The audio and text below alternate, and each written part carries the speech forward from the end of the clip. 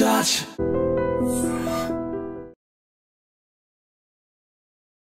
Welcome to I dream. నేను ఉదయశ్రీ. విదేశాలకు education purpose వెళ్ళి అక్కడే సెటిల్ అవ్వాలనే స్టూడెంట్స్కి ప్రెజెంట్ బయటి దేశాలలో పరిస్థితి ఏ విధంగా ఉంది, ఏ కంట్రీలో బాగుంది, ఏ కంట్రీకి వెళ్తే బాగుంటుంది, సజెషన్స్ ఇవ్వడానికి మనతో ఉన్నారు ఇమిగ్రేషన్ లాయర్ సంతోష్ కుమార్ సలాది. మాట్లాడదాం. నమస్తే అండి, వెల్కమ్ టు అవర్ స్టూడియో. ఎక్కువగా మన ఇండియన్స్ వెళ్ళేది యుఎస్, ఆ తర్వాత యూకే, ఆ తర్వాత చాలా కంట్రీస్కి వెళ్తూ ఉంటారు. కానీ ప్రెసెంట్ ఏ కంట్రీ గురించి మనం మాట్లాడుకున్నా యుఎస్ అయితే అక్కడ మన ఇండియన్స్ జాబ్స్ పోతూ ఉన్నాయి. మనకు అసలు యూనివర్సిటీలో కూడా రాని పరిస్థితి, చాలా చాలా ఇష్యూస్ ఉన్నాయి. సో ఇప్పుడున్న సిచ్యువేషన్, మళ్ళీ రష్యా, యుక్రెయిన్, ఇన్ని కంట్రీస్ లో ఇన్ని ప్రాబ్లమ్స్ ఉన్నాయి. అయినప్పటికీ స్టూడెంట్స్ కొంతమంది బయటికి వెళ్ళి చదువుకోవడానికే ఇంట్రెస్ట్ చూపిస్తూ ఉన్నారు. సో మీరు ఇప్పుడు ప్రెసెంట్ సిచ్యువేషన్ లో బయటికి వెళ్ళి చదువుకోవాలనే స్టూడెంట్స్ కి మీరు ఇచ్చే సజెషన్స్ ఏంటి? ట్రూ. మీరు అడిగారు కదా, that wear the answer is like geo political thing is connected to everything. So ఇప్పుడు ట్రంప్ టారిఫ్స్ వచ్చినాయని చెప్పి అందరూ ఎడ్యుకేషన్ గురించి అడుగుతున్నారు, but tariffs have nothing to do with education. యాక్చువల్గా టారిఫ్స్ గాట్ ఎక్స్పోర్ట్స్ వీటి మీద ఎఫెక్ట్, కానీ బిఫోర్ టారిఫ్స్ మార్కెట్ డౌన్ ఓవరాల్గా యూఎస్లో. Apart from that Indians problem ఇది, అమెరికా చేసిన ప్రాబ్లం కంటే కూడా ఇండియన్స్ సెల్ఫ్గా చేసుకున్న ప్రాబ్లం ఎక్కువ. జనరల్ ఏంటంటే మాస్టర్స్ మన వాళ్ళు ఎందుకు వెళ్తారు? చదువుకోవడం, ఎంఎస్ చేయడానికి, ఆ పేరు కానీ on the name it's for education, but most of them want to go there to part time చేసుకుంటారు, సెటిల్ అవుతారు. వాళ్ళకి end of the day citizen ఎవరికి వెళ్ళలేదు. అంటే ఇట్స్ ఎ డాలర్ డ్రీమ్. ఇక్కడే కదా చాలా కంట్రీస్లో ఉంది, పర్టికులర్లీ ఇండియాలో తెలుగు స్టేట్, సౌత్ ఇండియాలో చాలా ఎక్కువ ఉంది. మోస్ట్ 25% F1 వీసాలు ఓన్లీ తెలుగు స్టేట్ని పడుతుంది ఇండియా మొత్తం. సో మనలో కొంచెం క్రేజ్ ఎక్కువ ఉంది కదా. అపార్ట్ ఫ్రమ్ దట్ ఇంకా యూకే, యూరోప్ రకరకాల ఆప్షన్స్ ఉన్నాయి కదా, దే ఆర్ గోయింగ్ ఆన్. యూఎస్లో ప్రాబ్లం ఏంటంటే మాస్టర్స్కి వెళ్తారు కదా, వెళ్ళాక వీళ్ళకి స్పెషల్ అడ్వాంటేజ్ ఏంటంటే ఎక్స్పోజర్ అని కామన్. వీళ్ళు పర్టికులర్గా వెళ్ళే రీజన్ ఏంటంటే క్యాప్ కోటా. H1B మీకు ఐడియా ఉన్న వీసానే కదా. యూఎస్కి ఎవరన్నా స్టూడెంట్ కానీ ఎనీ ఫారినర్ వెళ్ళినప్పుడు ఒక ఫారెన్ స్కిల్డ్ వర్కర్ అక్కడ పనిచేయడానికి H1B అనేది ఒక వీసా నేమ్, అది జస్ట్ ఇట్స్ నేమ్. అలాగే స్టూడెంట్ వీసా F1కి వెళ్ళే పిల్లలకి ఏంటంటే 45,000 H1 కోటా పెట్టారు, దాన్ని క్యాప్ కోటా అంటారు, జస్ట్ లైక్ రిజర్వేషన్. ఎవరైతే మాస్టర్స్ ఇంత ఖర్చు పెట్టి ఇండియా వస్తున్నారు కదా, ఇండియన్స్ కానీ అబ్రాడ్ ఎవరు వచ్చినా, అమెరికన్స్ ఏం చేసి అట్రాక్ట్ చేయడానికి ఇది 1990, 80s నుంచి ఉన్న పాలసీ. ఆ 45,000 క్యాప్ కోటా అంతా ఇప్పటికీ అదే ఉంది. ఆ రోజున ఎంతమంది వెళ్ళేవారండి? మీకు తెలిసిన వాళ్ళు కూడా ఎంతమంది వెళ్తారు? హార్డ్లీ తక్కువ కదా. ఇప్పుడు గల్లీకి ఇద్దరు వెళ్తున్నారు. సో ట్రూ తెలుగు స్టేట్ నుంచే 1,00,000 మంది వెళ్తున్నారు. ఈవెన్ లాస్ట్ 24-23 అకాడమిక్ ఇయర్ చూసుకున్నా మీకు 80,000 వీసాస్ తెలుగు స్టేట్ నుంచి పడినాయి.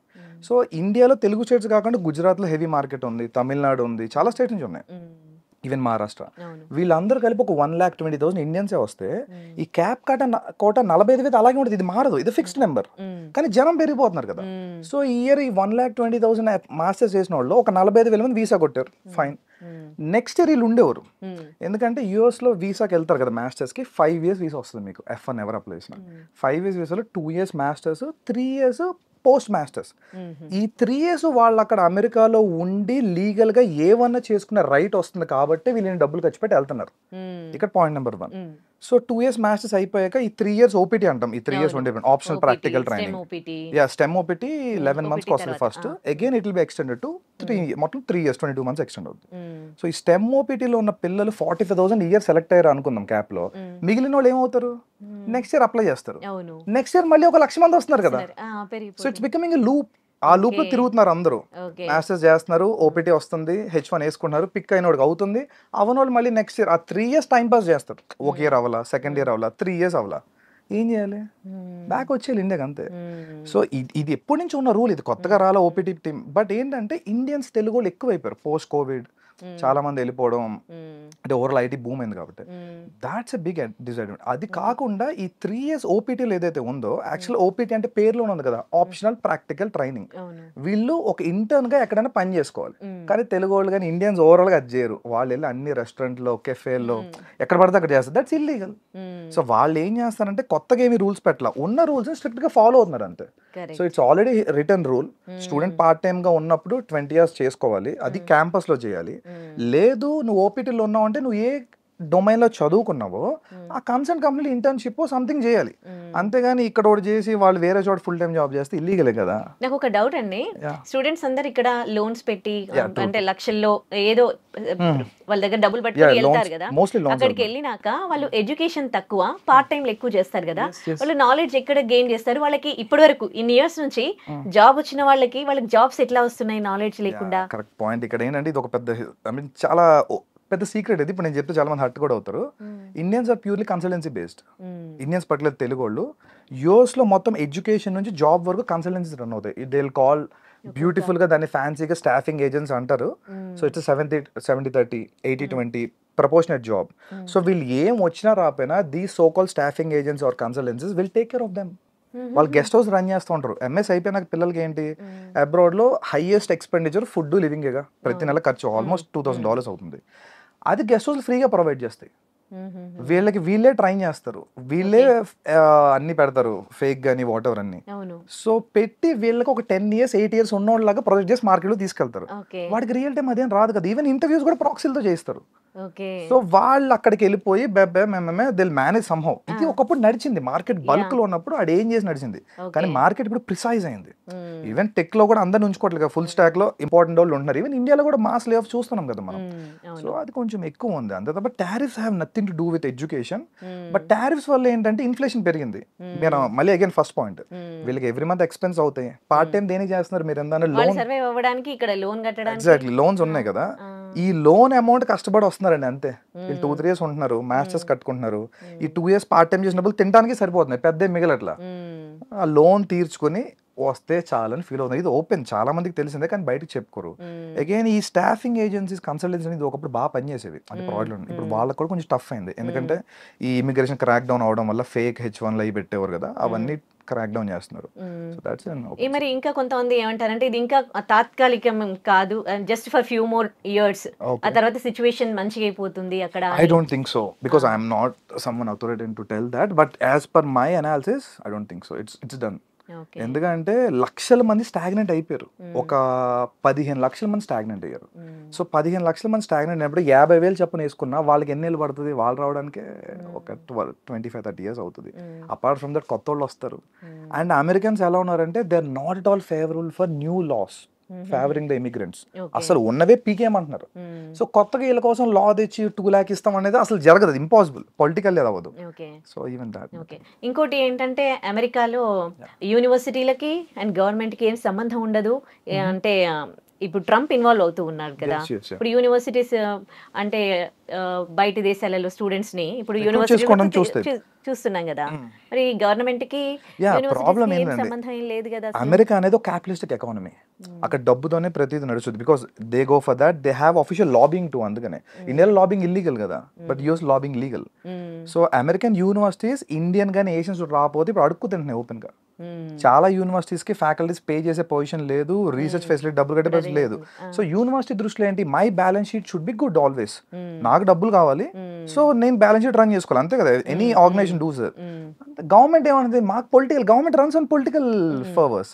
పొలిటికల్లీ వాళ్ళు ఇంపల్స్ గా ఉన్నారు, ఇమిగ్రెంట్స్ మాకు వద్దనేదే ట్రంప్ నినాదం కదా. సో అదే కోర్టులో పెండింగ్ లో ఉన్నాయి కదా ఇప్పుడు. అంటే యూనివర్సిటీ రోల్ చాలా చిన్నదండి. యూనివర్సిటీ F1 వీసా ఇవ్వడానికి మీకు I-20 ఇస్తుంది. వీసా ఎవరు ఇవ్వాలి? ఎంబసీ ఇవ్వాలి కదా. Embassy policy dictate second president. ఈ ఇంటేక్ అసలు ఆల్మోస్ట్ పిల్లలే తక్కువ మంది అప్లై చేశారు. ఈవెన్ తక్కువ మంది అప్లై చేసిన వాళ్ళు కూడా 1-2 క్వశ్చన్ రిజెక్ట్ చేశారు. నిన్న మొన్న రెడ్డిట్ లో ట్రెండ్ అవుతుంది, 1 F1 ఇంటర్వ్యూ గై పెట్టాడు, ఇట్స్ టూ మచ్. అండ్ ఒకటే క్వశ్చన్ అడిగారు, ఒక గై IITian, వాడికి వీసా ఇవ్వలేదు. Because they have a limit, ఇంతవరకే ఇవ్వండి అనేది. ఇప్పుడు కరోనా టైంలో వాళ్ళకి ఓపెన్ హ్యాండ్ ఇచ్చారు అక్కడ యూనివర్సిటీలో బతకాలని చెప్పి. వద్దన్న వీసా అసలు జస్ట్ వెళ్తే నాకు తెలిసి ఎన్నో కొంత స్టూడెంట్స్ క్వశ్చన్ కూడా అడగకుండా వీసా తీసుకుని ఉన్నారు. జస్ట్ 1-2 క్వశ్చన్ అడిగి ఇప్పుడు అదే 1-2 క్వశ్చన్ రిజెక్ట్ చేస్తున్నారు. రాజు తలుచుకుంటే దెబ్బలు కొదవ అంటారు చూసారా. సో అంతే. మరి ఎట్లా అంటే ఇప్పుడు చాలా మంది జాబ్స్ పోతూ ఉన్నాయి, కానీ అక్కడ నుంచి తిరిగి బ్యాక్ ఇండియాకి వచ్చేస్తున్న వాళ్ళ పర్సెంటేజ్ చూస్తే అయితే జాబ్ రాని వాళ్ళందరూ ఏం రావట్లేదు, ఇంకా అక్కడే ఉన్నారు. అంటే ఇంకా హోప్స్ ఉన్నాయి. అదే కదండి మన సొసైటల్ స్టిగ్మా. సో ఒకటి బ్యాక్ వచ్చాడంటే they see them as a failure. అదొక 50% కారణం. అక్కడే ఏదో ఒక పార్ట్ టైమో ఫుల్ టైమో ఆడ్ జాబ్ చిన్నదో పడదో పడి అక్కడే తిరుగుతున్నారు. ఇంకొంతమంది ఏం చేస్తారంటే PhD ఎన్రోల్ అవడం, వాళ్ళకి ఇంట్రెస్ట్ లేకపోతే జస్ట్ టు స్టే అఫ్లోట్ ఉండాలి, అక్కడ ఉంటే చాలు అనే మూడ్ మూడ్లో ఉన్నారు. Even that's not true. ఎందుకంటే అక్కడ ఏమి ప్రాస్పెక్టివ్ మార్కెట్ లేదు. ఎంత ఉన్నా సపోజ్ ఓపెన్గా మాట్లాడుకుందాం, F1 అయిపోయింది, H1 వచ్చేసింది, తర్వాత ప్రొసీజర్ ఏంటి, గ్రీన్ కార్డ్ జీసీ కదా. ఇవాళ రోజు ఇండియన్స్కి GC waiting more than 45 years. అప్పుడు ఇక్కడ పోతాడు కూడా చాలా మంది. అపార్ట్ ఫ్రమ్ దాట్ సిటిజన్షిప్ అనేది ఇంపాసిబుల్ ఇప్పుడున్న టాస్క్లో. సో వీడు ఎన్నాళ్ళు ఉన్నా కెరీర్ బిల్టప్ చేసుకున్నా రాత్రికి వెళ్ళిపోయే పరిస్థితి వస్తే ఏం చేయగలుగుతాడు? వాడు బిల్టప్ చేసుకుంది నెట్వర్క్ అంతా అక్కడ వదిలేరు కదా. అట్లీస్ట్ వాళ్ళు వదిలేసి కొంతమంది ఒక 4-5 years ఎక్స్పోజర్ రియల్ టైం నేర్చుకున్నాక ఇండియా వస్తే ఆపర్చునిటీస్ ఉన్నాయి. స్టిల్ పీపుల్ మే సే అది ఇది, బట్ స్టిల్ బెటర్. ఓకే, అక్కడ యుఎస్లో కన్సల్టెన్సీస్ వర్క్ చెప్తారు. అసలు ఈ కన్సల్టెన్సీస్ ఎట్లా వర్క్ చేస్తాయి? ఇప్పుడు ఇండియన్స్ జాబ్స్ పోతా ఉన్నాయి, కానీ మళ్ళీ ఇంకా ఇండియన్స్కి ఎంఎస్ చేసిన వాళ్ళకి ఇంకా కాల్స్ వస్తూనే ఉంటాయి through consultancy. What it's doing actually? Consultancy ఏం చేస్తాయంటే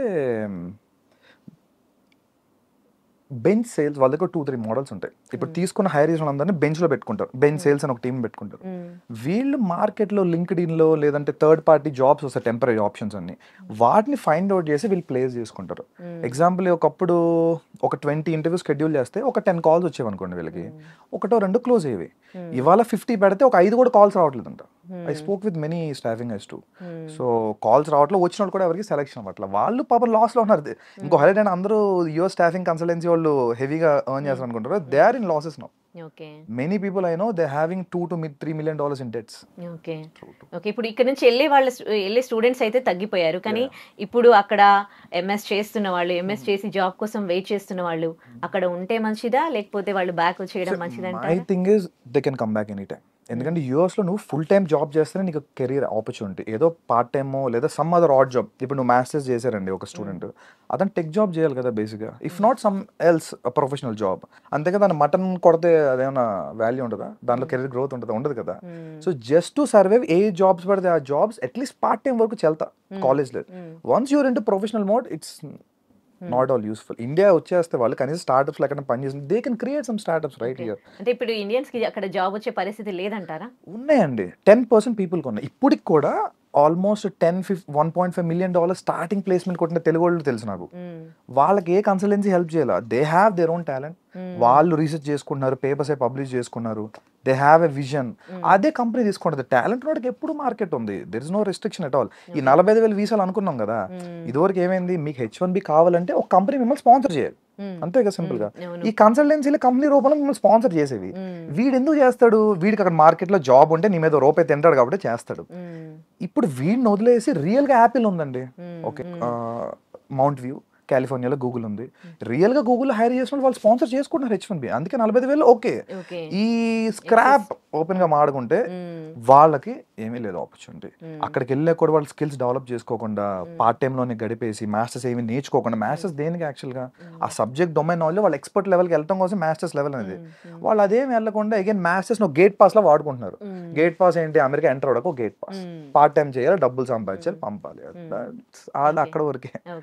ఈ స్కిల్ డెవలప్మెంట్ ప్రోగ్రామ్స్ కూడా కొన్ని నేర్చుకుంటూ ఉంటారు కదా, అవి యూస్ఫుల్ అవుతాయి వాళ్ళకి? స్కిల్ ఏదైనా యూజ్ అయినా అంటే స్కిల్ డెవలప్మెంట్ ఇండియాలో ఇంకా టెక్ స్కిల్స్ ర్యాపిడ్ గా గవర్నమెంట్ ప్రమోషన్ తక్కువ. గవర్నమెంట్ ఏంటంటే ఇండియాలో సెమీ స్కిల్స్ ఎక్కువ ప్రమోట్ చేస్తుంది. యూఎస్లో ఏంటంటే ప్యూర్లీ వాళ్ళకి అబ్రాడ్ అంటే ఫారెన్ వర్కర్స్ అందరూ కూడా స్కిల్డ్ వర్కర్స్ కిందే. ఖచ్చితంగా మీరు హై టెక్నాలజీ చేస్తేనే వాళ్ళకి పనికి వస్తారు. ఇప్పుడు సపోజ్ ఎగ్జాంపుల్ యూకే ఉందండి, ఒక రకంగా అన్నట్టు యూఎస్ కంటే యూకేనే బెటర్ పిల్లోడు స్టూడెంట్ యాంగిల్లో చూస్తే. ఎందుకంటే యూఎస్లో వాళ్ళకి నెత్తి మీద ఒక అప్పు వేసుకుని వెళ్తున్నారు ఒక 35-40 లక్షలు, ఎందుకంటే $89 ఉంది కదా ఇవాళ. సో వీళ్ళకి ఏమైపోయిందంటే ఫస్ట్ ఆ 35-40 lakhs డెట్ చాలా ప్రెషర్ ఉంటుంది, ఏ మనిషికైనా అంతేగా. ఇప్పుడు పేరెంట్స్ చెప్పడం వరకే, పిల్లోడు అక్కడికి వెళ్ళి సఫర్ అవుతున్నాడు, వాడే పార్ట్ టైం చేసుకుంటాడు. ఇండియాలోగా ఏది ఈజీ కాదు, ఇన్సూరెన్స్లు కట్టుకుంటాడు, ప్లస్ ఈ ప్రెషర్ ఉంటుంది, అమ్మో అప్పు ఉంది అది కట్టాలి. యూకేలో ఏంటంటే మీకు ఇంచుమించు 20 lakhs లోపే చాలా చోట్ల మ్యాచ్ అయిపోద్ది. సో వాళ్ళ మీద కొంతవరకు డెట్ ప్రెషర్ తక్కువ ఉంటుంది. I'm not telling UK so good, at least వాళ్ళ ఎక్స్పోజర్ కోసం మాస్టర్స్కి వెళ్ళే వాళ్ళకి ఎప్పుడు కూడా ప్రాబ్లం లేదండి. మేము అక్కడే ఉండిపోవాలి, సిటిజన్ అయిపోవాలి అనుకుంటే మాత్రం అవ్వదు. ఇప్పుడు అంత ఓపెన్ గా లేదు అంతే. అంటే కంట్రీ టు కంట్రీ రిలేషన్షిప్స్ బాగుండట్లేదు కదా, మరి యూకేతో ఇండియాకి ఎట్లా ఉంది? ఎగ్జాక్ట్లీ ఈ పాయింట్, యూకేతో ఇండియాకి చాలా సూపర్ బయలాటరల్ రిలేషన్స్ ఉన్నాయి. ఇప్పుడు recently Modi garu last month యూకేతో హిస్టారికల్ ట్రేడ్ డీల్ చేసుకున్నాం మనం.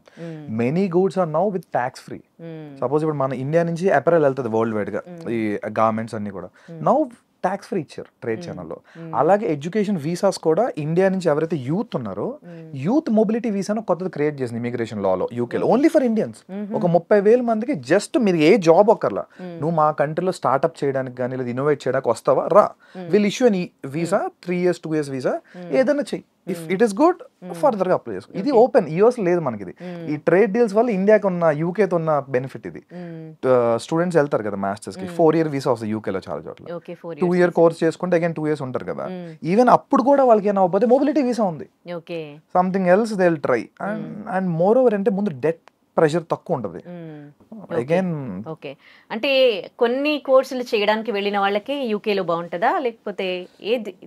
మేనేజ్మెంట్ యూకేలో బాగుంటుంది, particularly IT is fine, life sciences కూడా okay. And law management top మీకు యూకేలో, లా అండ్ మేనేజ్మెంట్. తెలుగు వాళ్ళు పట్ల ఇంజనీరింగ్ వెళ్తారు కాబట్టి ఓకే, మాస్టర్స్ కూడా ఇంజనీరింగ్ ఐటీ అటు సైడ్ కూడా కొంత చూడవచ్చు.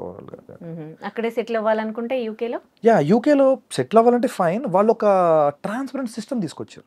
బేసిక్గా మీరు చూసుంటారు మొదట కెనడాకి హెవీగా బూమ్ అయింది ఒక 2-3 years బ్యాక్ వరకు. కెనడా బాగా వెళ్ళారు, ఎందుకంటే కెనడాకి అప్పుడు పాయింటర్ సిస్టమ్ ఉంది.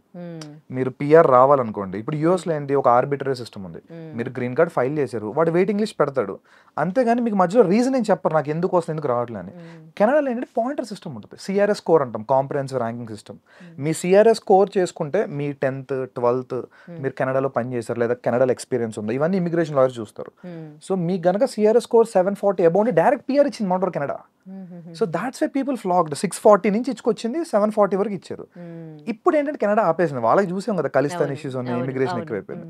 అగైన్ యూకే ఇప్పుడు పాయింటర్ సిస్టమ్ తెచ్చింది, అంటే నువ్వు మాస్టర్స్ మా దగ్గర చేసావు ఇన్ని పాయింట్లు ఇస్తాం, ఇక్కడ నువ్వు ఒక 1-2 years ఎక్స్పీరియన్స్ ఉంది ఇన్ని పాయింట్లు ఇస్తాం, ఇండియాలో కూడా నీకు ఎక్స్పీరియన్స్ ఉంది. అట్లా ఈ పాయింటర్ సిస్టమ్ వల్ల ఏంటంటే ప్రతి ఒక్కరికి ఓపెన్ గా ట్రాన్స్పరెంట్ తెలుస్తుంది, ఇన్ని పాయింట్లు నాకు వచ్చినాయి, ఇన్ని పాయింట్ లెవెల్ వస్తే పిఆర్ వస్తుందంట, అందుకే రావట్లేదు సంథింగ్ కదా.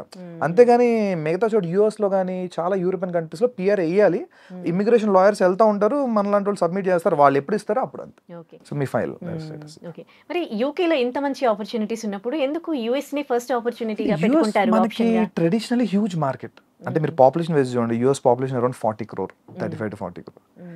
UK population around below 5 crores. So 6.5 overall United Kingdom అంతా చూసుకున్నా. So huge difference. అండ్ ఈ ఫార్చ్యూన్ 500 కంపెనీస్లో ఏంటంటే ఐటీ, తెలుగు వాళ్ళు లేదా south Indians particularly bulk into IT and IT consulting services. So US huge market, world మొత్తానికి IT వాళ్ళే కదా. సో అందుకని మన తెలుగు ట్రెడిషన్ ఎక్కువ వెళ్తుండేవారు, అంతేగాని there is nothing else. And ఈ అడ్వాంటేజ్ ఉండేవి మనకి, వేరే ఏ కంట్రీలో కన్సల్టెన్సీస్ లేవు, స్టాఫింగ్ ఏజెన్సీస్ కానీ, మ్యాథ్స్ అయిపోతే వాడు ఓన్ గా చూసుకోవడం లేదంటే సంథింగ్. బట్ యూఎస్లో ఏంటంటే ఎట్ కంఫర్ట్, నీకు మ్యాథ్స్ అయిపోయిందా రా, నేను ఫ్రీగా ఫుడ్ ఇస్తా, అకామిడేషన్ ఇస్తా, ట్రైన్ చేస్తా, నువ్వు ప్లేస్ అయ్యేదాకా నేనే చూసుకుంటా. ఇది మంచి ఆపర్చునిటీ కదా. సో తెలుగు వాళ్ళకి ఈ మార్కెట్కి అలవాటు పడిపోయారు ఒక 30-25 ఏళ్ళ నుంచి. ఇంకా మాట్లాడుకుంటే యూరోప్ లో ఆపర్చునిటీస్ ఉన్నాయి, అంటే if there studios enough Europe లో ఆపర్చునిటీస్ ఉన్నాయి, కానీ బల్క్ లేవు. మనకంటే బల్క్ వచ్చాయి, బల్క్ లో వచ్చిన వాళ్ళు వెళ్ళాలి, అంతే. అదే ప్రాబ్లం అవుతుంది అందుకోసం. ఓకే, ఇప్పుడు మరి యూకేలో ఉన్న ఈ ఆపర్చునిటీస్ గురించి అవగాహన ఉందా, వెళ్తూ ఉన్నారా మరి? యూకే బాగా వెళ్తున్నారండి, ఇప్పుడు సెకండ్ ప్లేస్ యూకేనే. అంటే ఇన్ఫాక్ట్ నాకు తెలిసి ఈ అకాడమిక్ మేబీ యూకే ఫస్ట్ కూడా రావచ్చు. యూఎస్ తగ్గింది కదా, ప్రీవియస్లీ యూఎస్ ఫస్ట్ ప్లేస్ లో ఉంటే సెకండ్ హైయెస్ట్ నెంబర్స్ యూకేకి వెళ్ళేవారు. ఇప్పుడు అగైన్ ఆస్ట్రేలియా కూడా టైట్ అయింది ఇప్పుడు చాలా. ఆస్ట్రేలియాలో ఫినాన్షియల్ థింగ్స్ అని చాలా టైట్ చేశారు, and also very costly. So అందుకోసం ప్రిఫర్ చేస్తాను. వీసా ప్రాసెస్ కి ఇప్పుడు ఏమి ఇబ్బందులు ఏం కలగట్లేదు. యూకే వెరీ బ్యూటిఫుల్, ఎందుకంటే ఇంటర్వ్యూ కూడా లేదు. యూఎస్ కి అయితే ఇంటర్వ్యూ ఉంది కదా, వాడు వెళ్తే ఏదో ఒకటి అడిగి రిజెక్ట్ చేస్తున్నారు. UK complete document based online visa. So they will submit papers అన్ని బాండ్ కరెక్ట్గా ఉంటే వీసా వస్తుంది, బాగోపోతే రాదు, అంతే. Very simple. యూకే తర్వాత ఇంకా యూరోప్ అండి, Canada complete down. And I suggest no way, Canada అస్సలు లేదు మార్కెట్. యూరోప్ ఇంకా జర్మనీ, ఫ్రాన్స్, ఈ ట్రెడిషనల్ మార్కెట్స్ ఉన్నాయి కదా. అగైన్ యూరోప్ లో ప్రాబ్లం, మన ఇందా మీరు అడిగిన క్వశ్చన్ కూడా ఏంటంటే, యూరోప్ ఎందుకు వెళ్ళరంటే తక్కువ, యూరోప్ లో జస్ట్ లైక్ ఇండియాలో స్టేట్స్ లాగా ఏ కంట్రీకి వెళ్తే ఆ లోకల్ లాంగ్వేజ్ వస్తుంది. జర్మనీ వెళ్తే జర్మన్ నేర్చుకోవాలి, ఫ్రాన్స్ వెళ్తే ఫ్రెంచ్ నేర్చుకోవాలి, స్వీడన్ లో చాలా స్వీడన్ వెళ్తే మళ్ళీ స్వీడిష్ రావాలి. సో అది మళ్ళీ మన టఫ్ పార్ట్ కదా, ఆ లాంగ్వేజ్ మొత్తం, దాని గురించి కొంత ఇది. But Germany number 3, Germany number 3. జర్మనీలో ఎట్లా ఉందండి? జర్మనీ ఇస్ టూ గుడ్ అండి. జర్మనీ అంటే ఫస్ట్ నుంచి వాళ్ళు quality life, quality education, population కూడా సేమ్ యూకే లెవెల్ పాపులేషన్ వాళ్ళది. జర్మనీలో ఏంటంటే గవర్నమెంట్ స్కూల్స్ అని ఫ్రీ, అసలు డబ్బుల గురించి కాదు, వాళ్ళు Okay. Free, most complete maths free. ఇక్కడ వాళ్ళ కంట్రీ వాళ్ళకా లేకపోతే లేదు మన వాళ్ళకి కూడా. జర్మనీలో మీ public universities offer 90% to 100% scholarships. మన వాళ్ళు మరి చదువుకున్నారు ఎందుకు కూడా. మా జర్మనీకి వెళ్ళారు? కరెక్ట్ క్వశ్చన్ అడిగారు. ఇప్పుడు ఏంటంటే I tell you some secrets kind. UK US లో ఇప్పుడు మీరు బీటెక్ అమీర్పేట్ సైడ్ వెళ్తుంటే బీటెక్ ప్రాజెక్ట్స్ బోర్డులు పెట్టుంటారు, బీటెక్ ట్రిపుల్ ప్రాజెక్ట్స్ అని అవి. సేమ్ యూఎస్ యూకే లో ప్రాజెక్ట్ అసైన్మెంట్లు డబ్బులు పెట్టి కొనుక్కొని సబ్మిట్ చేసేయచ్చు. And they'll get, అవును and they'll get grades and they'll pass out with convocation and all this and all. జర్మనీలో కుదరదు. జర్మనీలో పెయిడ్ అసైన్మెంట్స్ కష్టపడి చదువుకోవాలి. ఇంత ప్లాగరిజం ఉన్న కంప్లీట్ ఆ అసైన్మెంట్ ఆ సెమ్మే వేవో ఇది చేస్తారు. So no way they'll try. అందుకోసం చాలా తక్కువ మంది వెళ్తారు. వెళ్ళే స్టూడెంట్స్ పీపుల్ కి Germany is beautiful option.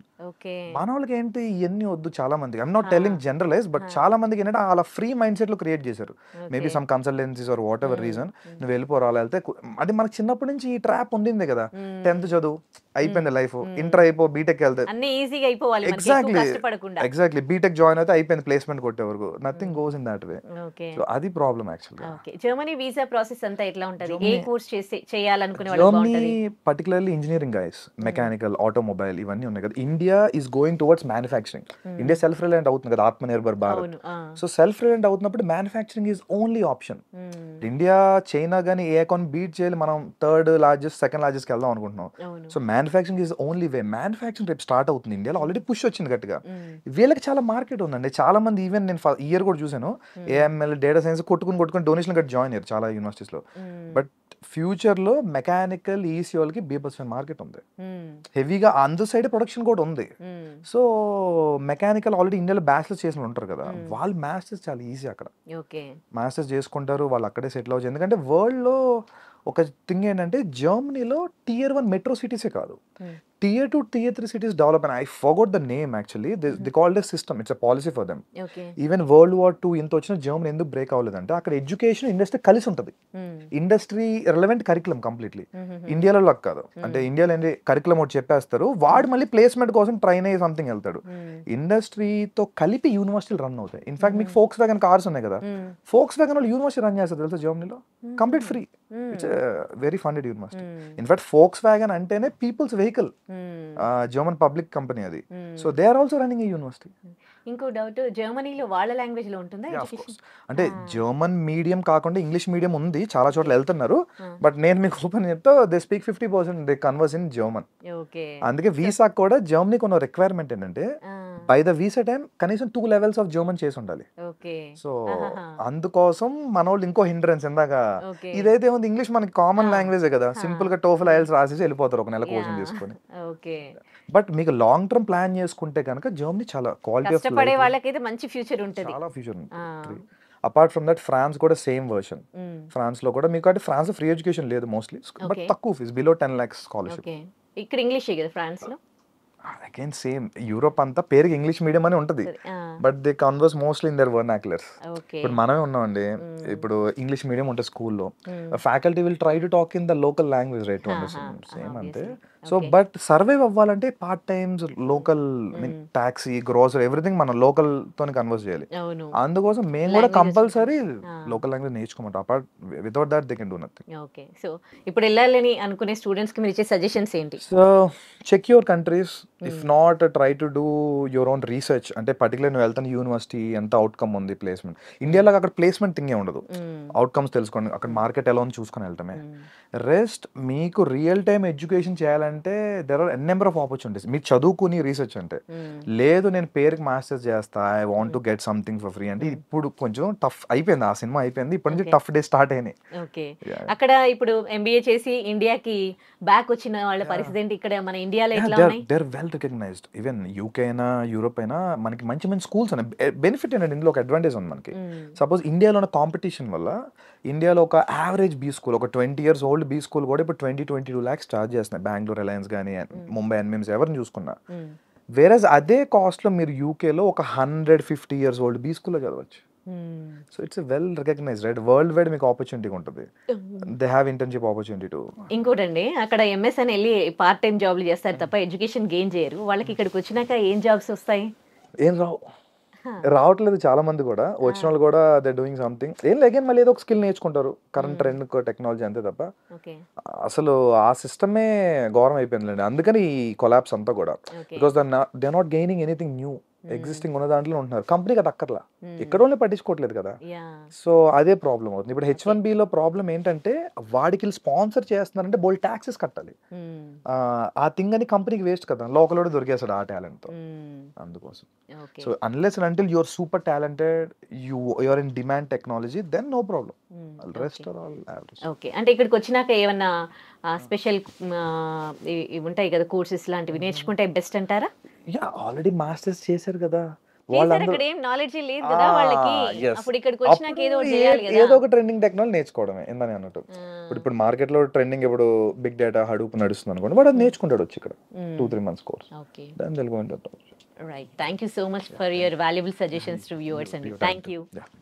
And for more videos, please subscribe to iDream. Please subscribe to iDream. Please subscribe iDream. And please subscribe to iDream.